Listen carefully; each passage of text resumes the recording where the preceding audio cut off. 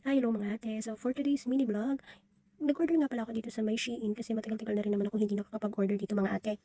So, naisipan ko lang naman mag-random order kung ano man yung magugustuhan ko or makikita ko dito sa my Shein app. So, ito mga ate, random lang naman na mga, kung ano lang naman yung nakita ko at nagustuhan ko na pwede kong ma-order dito sa my Shein. So, mostly yung mga in-add to cart ko is pwede ko lang gamitin in daily at saka yung pwede ko lang magamit dito sa may bahay. So, ito na nga mga ate, dumating na yung order ko after, I think, 5 days ko siyang in-order siya bago siya dumating. So, ito na nga, mag-unbox na tayo mga ate. Itong unang nabuksan ko mga ate, ito yung daily pin organizer. So, very easy to carry siya. Kahit saan ka magpunta, maliit man o malaki yung bag ko. Kasi right now, kinailangan ko to kasi meron ako mga maintenance na medicines at saka vitamins. So, ipapakita ko sa inyo kung paano ko i-organize yung vitamins at saka medicines ko dito. And then, ang ganda ng kulay niya. Nagustuhan ko yung color niya talaga.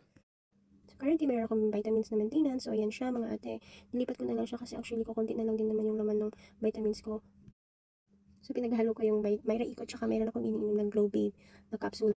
Yun nga, pinagsama ko na lang sila kasi para save na rin ng space. Tsaka ilang piraso na lang din kasi yung laman nitong Myra Eco tsaka itong Glow Babe capsule ko. And then, naglagay na rin ako ng mga ibang maintenance ko. So, ayan, siya mga ate. Nilagyan ko ng name tag. Para di ako malito. So, ito naman ay yung sanitary pad pouch. So, ang lakas maka-Korean style. So, di ba? So, tayo naman mga ladies, kailangan natin talagang magbaon minsan. Most of the time, kailangan natin magbaon natin ng ating sanitary napkins, just in case, di ba, biglang dumating yung dalaw natin. So, ang laki ng capacity nitong sanitary pad na to. And I believe, hindi lang naman basta siya sanitary lang yung pwede nyo ilagay dyan. Pwede rin naman nilagay ng small lipstick or whatsoever. So, ito naman pangatlo mga ate, yung mini massager. So, actually, nakita ko to sa isang vlogger kung saan nag-prank siya. So, ayan, ito-try natin tong gamitin din kasi mini massager siya. So, ang liit and very convenient dalhin kung magta-travel ka just in case may sumakit sa'yo, yung shoulder mo, or yung back, or yung limb. So, ayan, titingnan natin siya kung paano siya gagamitin later on mga ate. Tapos, nasa likod naman ng box yung instruction kung paano siya gamitin. So, itong pang-apat naman na to mga ate, ito yung wall mountain rock. So, ayan. Pwede siyang ilagay sa wall. Ayan, kaya nga siya wall mounted rock. So, ayan. Papakita ko din sa inyo kung paano siya gagamitin. So, yun yung example na pwede mo siyang gamitin kung saan sa remote, sa mobile. Yun. Ito naman, na-amaze ako dito kasi ito yung portable travel soup. So, di ba? Pagka magta-travel tayo sa aeroplano, hindi tayo pwedeng magdala ng more than 100 ml liquid. So, ito, pwede mo siyang dalhin. Lagay mo lang siya sa wallet mong malaki or sa pouch mo. So, yan. Pabasahin mo lang siya and then, pour mo siya into soup. So, papakita ko sa inyo sa isang video na. And then, ito naman is yung Beads Hair Removal Wax. So, nagkamali ako, bumula ako nito. Wala naman akong wax, yung wax machine na pwedeng i-dissolve to. And then, ito naman, ito yung sealer na, yan siya. Korean Mini Sealer. So, ayan. Actually, akala ko pwede na siyang gamitin, pero kailangan pala siyang bilhan ng batteries. So, ayan. Papakita ko na lang sa inyo mamaya kung paano siya gamitin. Tapos, ayan, may takip siya kasi, di ba, pag mainit, just in case mainit na yun. So, pwede mo siyang takpan. Yan. So, ang cute ng color niya, pink. So, ito naman next is, ito naman yung rack storage din siya. So, yung isa is malaki na item yung pwede nyo gamitin. So, ito sa mga cords, yan siya pwede siyang gamitin yan mga ate. Ang cute kaya niya. Pero random colors lang kasi yung binigay ni seller dito sa akin. Tsaka nag-order ka, hindi ka pwedeng pumili ng color choice mo. So, yan. Ito naman. So, yun na nga, adulting na kasi tayo mga ate. So, ito, cleaning rug siya. So, nabili ko lang siya ng 18 dirhams. So, 5 piraso na siya.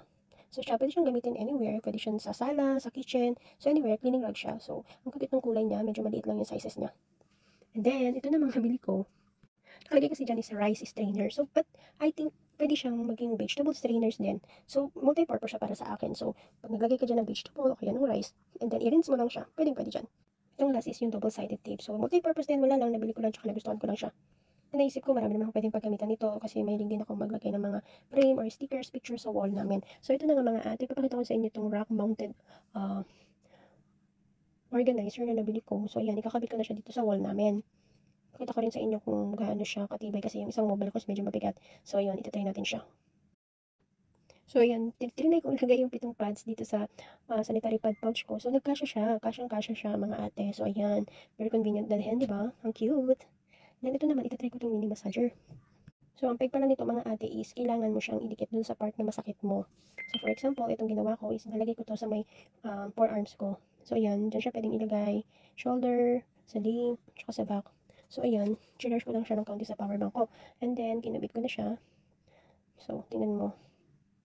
Yan. Siyempre, nagugulan pa ako kung paano siya gagamitin. So, ayun, meron siyang mode siyan sa gitna. Pwede mong i-press. So, ayan na mga ate, kakabit ko na siya.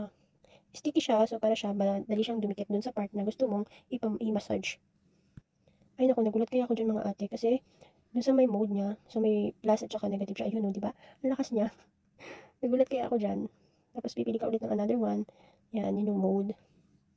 So, inano ko yung beat, tingnan niyo ang lakas niya din sa beat. Talagang gumagalaw yung ano ko. So, kung talagang masakit na masakit yung nararamdaman mo, puwedeng-puwede 'to. So, ito mga ate, triny ko na siya, pero kailangan mo siya ng mga 3 to 4 peraso kasi hindi siya bumubula pag 1 to 2 pieces lang. So, consider ko na ito ang isa sa best buy ko sa Shein kasi ito yung madalas kong magagamit talaga.